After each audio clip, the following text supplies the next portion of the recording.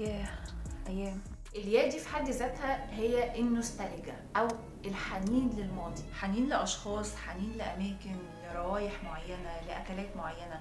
فاكرين فيلم الفار الطباخ اللي كان فيه الشخص اللي هو الناقد اللي بينتقد المطاعم، المفروض ان هو رايح المكان ده ويطلع اسوأ ما فيه او يدور على اسوأ حاجه فيه، وكان فعلا رايح المطعم بهدف ان هو مستني غلط، لكن بمجرد ما الاكل اتحط له وشم ريحه الاكل اللي فكره باكل والدته، وقتها بس نسي كل حاجه ونسي ان هو ناقد ونسي ان هو اصلا جاي عشان يطلع غلطه في المكان ده، وافتكر بس ريحه الاكل وطعم الاكل والاحساس اللي هو كان بيجيله وهو صغير لما بياكل اكل مامته. حتى الحنين لافلام الانمي واللي اغلبنا بنقعد نتفرج عليها مره تانية حتى بعد ما كبرنا وبعد ما عدينا مرحله ان احنا نتفرج على انيميشن وكلام زي ده، لكن بمجرد ما بنشوفها مش بنفتكر ان احنا عايزين نتفرج على الكرتون ده لاننا مثلا عايزين نشوف احداثه او تفاصيله ايه، لان احنا اصلا حافظين، لكن الفكره كلها هي العوده للزمن والشعور اللي احنا كنا بنحس بيه وقتها ايام ما كنا اطفال، او في الوقت اللي احنا كنا بنتفرج عليه على الانيميشن او الفيلم الانمي. ايه كريم اخبارك ايه؟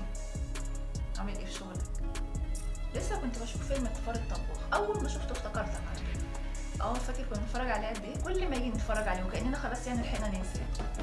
بيوتي اند ذا بيست والمحقق كونان، توم اند جيري، انا كنت بموت فيه، فظيع. كابتن ماجد ده بقى اللي مشكله، بيدخل الجون في حلقتين بالظبط، بس ده من الجيل اللي قبلنا، ده احنا اصغر من كده شويه. والله ايام. ماشي، خلي بالك من نفسك بقى وخلي بالك من شغلك. يلا سلام. المفهوم ده انتشر بشكل كبير جدا في القرن الثامن عشر، واللي كان بيعبر وقتها عن فكرة التعلق المرضي، سواء التعلق بزمان معين زي حنيننا مثلا لفكرة الدفء الأسري اللي كان موجود زمان، أو حنيننا لأيام زمان، فترة الرقي، فترة الاحترام والشعر اللي بنفضل نقوله في الفترة دي، زي حنيننا كمان لأشخاص معينة أو التعلق بأشخاص معينة كنا على علاقة بيهم وسبناهم أو بعدنا لأي سبب كان، سواء صحاب سواء أحباب سواء أهل، أيا كان، المهم التعلق بشخص معين أو التعلق بأماكن معينة واللي فيها بيكون ذكريات كتير قوي، سيل من الذكريات بنفضل نفتكره وبنفضل نحن للفترة دي بشكل كبير جدا. والحنين ده بيكون ممزوج شوية ما بين اللي هو الابتسامة الخفيفة دي لما بنفتكر الحدث مع حبة حنين وألم كده داخليا جوانا، واللي هو ده بالظبط بيوصف تعبير النوستالجيا. يوهانس هوفر واللي كان طالب طب في جامعة بازل السويسرية وصف كلمة النوستالجيا أو استخدم تعبير النوستالجيا لوصف الألم الناتج عن الرغبة في العودة للوطن، والكلام ده كان في القرن السابع عشر. في نفس التوقيت ده النوستالجيا ارتبطت بالسكان الأصليين المهاجرين من جبال الألب والمناطق الريفية والجبلية، لكن وقتها كان المصطلح ده طبي بحت. الموضوع وقتها ما كانش زي ما احنا بنشوفه كده اللي هو شعور رومانسي او حنين او متعلق مثلا بمشاعر عادية. الموضوع وقتها كان بيتبصله على انه مرض وبيحصد ارواح ناس كتير اللي هم بيفضلوا متعلقين بذكرياتهم لحد ما بيتسحب الدم بيوصل لعقلهم كله فبينتهي حياتهم وقتها. دي النظرة اللي كان بيتشاف بيها مصطلح النوستالجيا وقتها، وطول فترة القرن الثامن عشر وهو بيتبص للمصطلح ده بنفس الطريقة الطبية البحتة. لكن الموضوع اتغير حبتين مع نهايات القرن التاسع عشر، بدأت النوستالجيا تسيب الجانب الطبي وتدخل في زاوية الاكتئاب، واللي من وقتها أصبحت النوستالجيا بترمز للتعلق بالماضي أو الحنين للماضي، لأي شيء متعلق بالماضي، مكان، زمان، روايح، أشخاص، أي شيء متعلق بماضي الإنسان وذكرياته. طيب هو ليه أصلا بيحصل معانا كده؟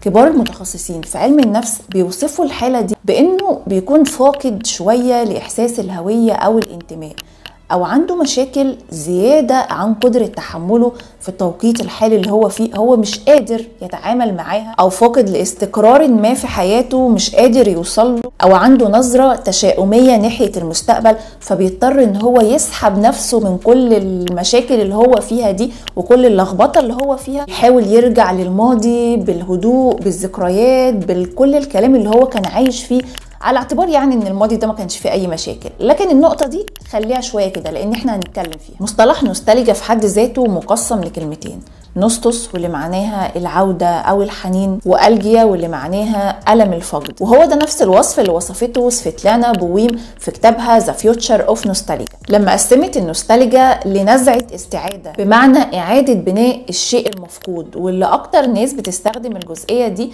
هما الإعلانات، أو في المجال السياسي لما تلاقي مثلا قائد سياسي أو أي حركة قومية مثلا بتتكلم عن فكرة استعادة الأمجاد، وإن احنا نرجع نعيد الوطنية والهوية. الاستعادة دي في حد ذاتها نوع من أنواع النوستالجيا، بتاخد الشخص للأمجاد اللي هو كان فيها أو كانت الشعوب اللي قبله عملوه. الفكرة كلها في استعادة أمجاد أو استعادة شيء مفقود. ودي بالظبط نفس السياسة اللي استخدمها دونالد ترامب لما جه يرشح نفسه للرئاسة، لما جه يتكلم مع الشعب بتاعه واتكلم عن فكرة إن احنا نستعيد أمجاد أمريكا وكل الكلام، في محاولة منهم لإعادة صناعة التاريخ من خلال استلهام الرموز الوطنية أو الحكاوي والأساطير اللي بتحكي عن الأمجاد أو عن الحاجات الفخمة اللي كانت موجودة في التوقيت ده. ونفس الفكرة بتعملها شركات الدعاية والإعلان من خلال الإعلانات، وخصوصا بقى في رمضان، زي الإعلانات اللي بتعملها أهم الشركات العالمية اللي بتستخدم اكتر الناس المحبوبه بالنسبه لنا مثلا، او الناس اللي بقالنا فتره طويله جدا ما شفناهمش، فحاسين بحنين لايام الزمن الجميل، فبيبداوا يستخدموهم مره تانية، سواء عن طريق الهوليجرام او باي طريقه حديثه كانت، في استعاده الشخصيات دي قدامنا، فنحس بارتباط داخلي كده مع الاعلان ده او مع الشركه العالميه دي بطريقه ما، أو استخدام أصوات معينة، إعادة تمثيل لشخصيات معينة محببة جدا لقلوبنا أو اشتقنا لرؤيتهم قدامنا. فده بيخلينا نرتبط أكتر بالمنتج، مش لأن المنتج ده طبعا هو أفضل حاجة أو الخدمة دي هي أفضل حاجة، لكن بسبب النزعة النوستالجية اللي جوانا. أما النزعة التانية اللي موجودة في كتاب The Future of Nostalgia، وهي النزعة الاكترارية اللي متعلقة شوية بألم الفقد. الشخص بيكون مفتقد لحاجة معينة. النزعة دي بقى مستخدمة أكتر في الفن والأدب والشعر، وأوقات كتير في حياتنا الشخصية، واللي بنشوفها طبعا في علاقاتنا الاجتماعية من خلال التعلق المرضي بالأشخاص اللي سبناهم، الأشخاص اللي كان بتربطنا بيهم علاقة معينة وفجأة كده ما بقاش فيه أي تواصل مثلا، أو بعدنا لسبب كان، سواء هم سابونا سواء إحنا بعدنا، يعني أيا كانت الأسباب. لكن في النهاية النزعة الاكترارية المتعلقة بألم الفقد مرتبطة شوية جزء كبير منها بحياتنا الشخصية. زي ما بنقعد كده مع نفسنا مثلا نفضل نشتاق لأيام طفولتنا، أيام براءتنا، الأيام اللي كان فيها حيوية وانطلاق أكتر، ايام شبابنا مثلا. الناس اللي هم كبروا في السن يبتدوا يفتكروا ايام شبابهم وحلاوتهم وجمالهم، ويفضلوا يتكلموا عن الموضوع ده، وجواهم كده في ألم فقد للشعور او للشكل اللي هم كانوا عليه، او للصحاب اللي كانوا بيقعدوا معاهم في التوقيت ده، او للبيت اللي كانوا بيتربوا فيه بالدفى والحنين للاوقات الجميله دي. زي برضو ما نمسك صورنا واحنا صغيرين ونفضل نقول ياه هو انا كنت حلو كده، هو انا كنت امور كده، هو انا وانا يفضل نفتكر بقى ذكريات. الحاجات دي كلها متعلقه بفكره ألم الفقد. انت مفتقد للشيء، او مفتقد للحاله، او مفتقد للشكل، او للشخص، او لحياة معينة كنت عايشها في الماضي. الإنسان بيلجأ لفكرة الهروب للماضي أو الحنين للماضي لما بيكون عنده مشاكل مع أشخاص موجودين حواليه، عنده مشاكل اجتماعية هو فيها، أو مشاكل مادية، أو مشاكل في توقيت معين هو عايشه، أو حالة فقد معينة هو عايشها، فبيبتدي وقتها يهرب. يعني دي حيلة نفسية، حيلة ذكية من العقل بيحاول يستخدمها عشان يخرج نفسه من الضغط اللي هو فيه. طريقة ان هو يبتدي يسحب تفكيره لماضي معين هو عايز يعيش فيه، وكمان بيجمله. وركزوا على فكرة ان هو بيجمله. في القرن ال19 الجيش الروسي واجه تحدي النوستالجيا بسبب الظروف القاسية جدا اللي عانوا ومروا بيها وهم بعيد عن وطنهم، لدرجة ان هم كان عندهم حنين جارف للعودة للوطن. ايا كان اللي هيواجهوه هناك هم متقبلينه وحامدين ربنا وشاكرينه عليه، لكن الفكرة ان هم عايزين يرجعوا لوطنهم بأي طريقة.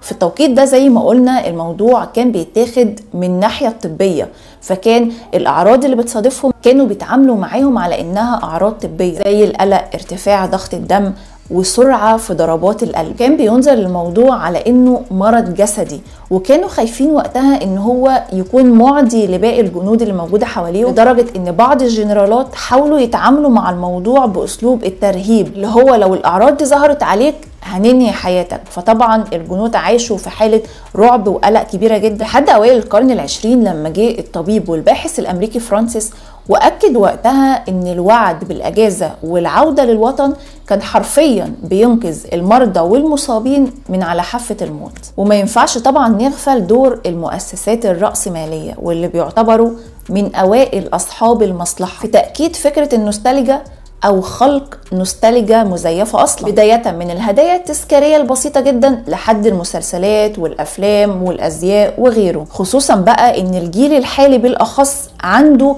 عدم ثبات شوية، وهو حرفيا مفيش ارض ثابتة واقف عليها. فهنلاقي حاليا زيادة جدا في عدد المسلسلات والأفلام القديمة بشكل كبير جدا. هنلاقي مثلا لن أعيش في جلباب أبي، رأفت الهجان، ومسلسلات تانية كتير أقدم من كده بكتير، وأفلام سواء على المستوى العربي أو حتى على المستوى العالمي، في محاولة منهم لتعزيز فكرة النوستالجيا جوه المشاهد. لكن طبعا هو مجرد تسكين مش أكتر، في محاولة لإلهائنا عن الحاضر أو الواقع اللي المفروض نركز معاه اكتر. طيب حد هنا ممكن يقول يعني ما نفتكرش ذكرياتنا، يعني ده هي الذكريات دي اللي احنا عايشين بيها اصلا. الفكرة هنا مش فكرة انك تفتكر الذكريات، الفكرة ان العقل احيانا بيميل لفكرة استعادة الذكريات وكمان تجميلها. يعني بمعنى اصح انك ما بتشوفش الذكريات كاملة، ما بتشوفش مثلا ان فترة وانت صغير ما كنتش بتعرف تتصرف كويس، في حاجات كتير كانت ناقصاك في حياتك، كان في معاملة معينة ما كنتش حاببها، كان في مكان انت مش حابب تسكن فيه، لكن بتفتكر بس الحاجات اللي انت عايز تفتكرها عشان تجمل الصورة. النقطة دي هي اللي بتخلينا نتعلق اكتر بالمرحلة دي وننسى الواقع اللي احنا فيه، في محاولة للهرب من الواقع اللي احنا فيه. بالرغم ان الماضي ده ممكن ما يكونش هو افضل حاجة، لكن الانسان بيجمله لنفسه لمجرد ان هو يهرب للماضي ده مش اكتر، وفاكر ان هو بكده هيخفف الضغط على دماغه او على تفكيره. لكن الفكرة انك لما تفتكر الحاجة دي افتكرها بكل حاجة فيها. يعني انت لو عايز تستعيد ذكرياتك ما تحاولش انك تجملها لدرجة انك تفقد الاحساس بالواقع او الحاضر اللي انت فيه وتهرب على الماضي وتفضل عايش فيه مع نفسك وسايب الدنيا اللي موجودة حواليك تضرب تقلب. لو فضلنا نبص للماضي دايما على انه اعظم انتصاراتنا في الحياة، هنفضل طول الوقت عايشين في حسرة وندم. كل عمر في حياتنا وكل مرحلة في حياتنا ليها حلاوتها وليها مساوئها، ليها مزاياها وليها عيوبها، وزي ما بنستفاد من المزايا اللي فيها مهم كمان نتعامل مع عيوبها عشان نحاول نرتبط اكتر بالحاضر ونخليه افضل. الماضي بكل الجمال اللي كان فيه فهو مفهوش الشخص اللي انت عليه دلوقتي، واللي لو فضلنا متمسكين بيه ورافضين الواقع اللي احنا فيه هنفضل مقضيين حياتنا كلها في نوستالجيا. وزي ما الحاضر فيه مشكلات بتقابلك، الماضي كمان كان فيه مشكلات انت واجهتها وتعدت بطريقة ما، لكن انت مش فاكرها لانك بس بتبحث عن الحاجة الحلوة في الزمن ده. الحاضر هو الواقع اللي انت عايشه واللي محتاج منك تركيز مش هروب. كده نكون خلصنا حلقتنا عن النوستالجيا. يسعدني جدا لو عجبتكم الحلقة ودعمتوها بلايك واشتركتوا في القناة لو اول مرة بتشوفوني. وطبعا ما تنسوش لو شايفين ان الفيديو ممكن يفيد غيركم تشيروه وتشاركوه مع اصحابكم واهلكم واي حد تعرفوه. فعلوا جرس الاشعارات عشان يوصلكم كل الفيديوهات الجديدة اللي بتنزل على القناة. اشوفكم على خير ان شاء الله في فيديو جديد. مع السلامة.